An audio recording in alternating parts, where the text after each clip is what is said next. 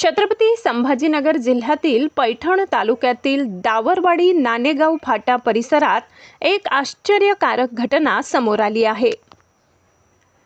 प्रमाकर दशरथ एडके यांच्या शेतामध्ये महालक्ष्मी देवी मंदिर बांधकाम सुरू असताना झाडाच्या मुळाखाली प्राचीन काळातील शिवकालीन आदिशक्ती महाकाली देवीची स्वयंभू मूर्ती प्रकट झाल्याचा दावा करण्यात आला आहे। ही बातमी परिसरात वाऱ्यासारखी पसरल्यानंतर भाविकांनी दर्शनासाठी मोठी गर्दी केली आहे। स्वयंभू महाकाली देवीच्या दर्शनासाठी नागरिक आणि भक्त मोठ्या संख्येने उपस्थित राहत असून परिसरात भक्तिमय वातावरण निर्माण झाले आहे। मंदिर सेवक आणि स्थानिक नागरिकांच्या म्हणण्यानुसार ही मूर्ती अत्यंत प्राचीन असून यामुळे परिसरातील श्रद्धाळूंमध्ये उत्साहाचे वातावरण आहे। या घटनेची चर्चा सध्या संपूर्ण परिसरात सुरू आहे। नमस्कार, आपण आलेलो आहे पैठण तालुका दवरवाडी ह्या गावामध्ये। इथं एक कालीमाताची एक मूर्ती सापडलेली आहे। तर आपण जे महाराज त्यांच्या वावरामध्ये जी सापडलेली आहे ती मूर्ती, आपण त्यांच्या संग बोलू। आता ते काय म्हणते, कशी सापडली, काय सापडली आणि त्यांचा अनुभव काय ते सांगू। प्रश्न विचार। मूर्ती तुम्हाला जी सापडली ना, हा. ती कशी सापडली? तुम्ही काय करत होते इथं? तुम्ही मंदिर तिथे बांधणार होते? हो. मग इथं बांधत समजा ही मूर्ती कशाची होती, म्हणजे काय झालं? म्हणजे आपला विषय असा होता की तिथं आपलं छोटं मंदिर आहे, भाविकांना यायला त्रास होतो। आता पावसाळ्या दिवसामध्ये इथून तिथं गाडी जात नाही आणि माणसं बी येऊ शकत नाही। मुळात आपण तिथं रोड केलेला नाही।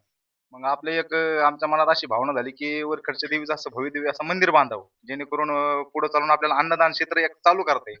मूळ विदेश म्हणजे आपलं अन्नदान क्षेत्र असं आपल्याला चालू करायचं होतं। त्यामुळे आपण हे एक 20 गुंठे बांधकाम धरलं होतं। पण ते बांधकाम धरलं असताना ही अशी काही गोष्ट घडून आली की त्याचे जे आम्ही कॉलम चालू होते बांधकाम, वरकडच्या देवीच्या मंदिराचं जे बांधकाम चालू होतं, ते कॉलम खणत असताना एक आपट्याचं झाड मध्ये काय येतं, ते झाड काढल्यानंतर ती आदिशक्ती स्वयं महाकाली काय प्रगट होती, अशा काही गोष्टी घडून आल्या त्या ठिकाणी। तुम्हाला असं काही वाटलं होतं का आपल्या इथं, म्हणजे तुम्ही ज्या देवीचं हे करत होते ना, हो. हे देवीचं काही येणार असं काही मनात कधी आलं होतं? नाही, तसं काहीच विषय नव्हता, कारण मी सेवक आदिशक्ती वरखडच्या महालक्ष्मीचा आहे। हा. लखाबाईचा मी सेवक असल्यामुळे याचा आणि माझा काही संबंधच नाही। हम्म. कारण मुळात हे शेत आमच्या बाबा दाद्याचं आहे, म्हणजे जवळपास आमची 5वी पिढी आहे ही। हा. 5व्या पिढीचं हे शेत असल्यामुळं, आणि मुळात म्हणजे विषय असा आहे की मी पहिलं 15 वर्ष बीडला राहिलो। ह्या वावराचा माझा संबंध नव्हता काही। हम्म. पण योगायोगाने त्या आदिशक्तीला इथं प्रगट व्हायचं होतं, त्यामुळे त्या निमित्ताने तिने मला इथं बोलवून घेतलं। तिची 2-4 वर्ष सेवा करून घेतली। मग मंदिराची कल्पना मला सुचवली आणि कल्पना सुचवल्यानंतर ही घटना घडली। मग असं तिथं मंदिर होतं समजा, तुम्हाला असं काय वाटलं इकडे मंदिर बांधायचं म्हणून? हे मंदिर छोटं आहे ना, हा. तिथं येणाऱ्या लांबून जे भाविक आहेत आपल्याकडे, हम्म. तर त्याची आपण सोय करू शकत नाही।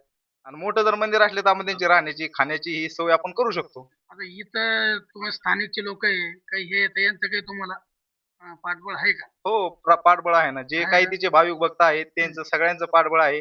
ते सगळे दर्शन वगैरे काय ज्याला म्हणजे भावनिकता आहे, हा. हा आपला जो धर्म आहे, हा. आपल्याला धर्म पुढे न्यायचा आहे, खाली डुबवायचा नाही। आता इथून पुढे तुम्ही मंदिर बांधणार, आता समजा तुम्ही प्रशासनाला कॉन्टॅक्ट केला, काही कोणी लोक आले असेल समजा इथले तुमची तहसीलदार काय असेल? आता तर आमचे माननीय लाडके विलास बापूजी आमदार यांच्याशी आम्ही संपर्क सकाळीच फोन झाला त्यांचा आमदार बापूचं असं म्हणणं की ते स्थलांतरावर भेट देऊन जातील।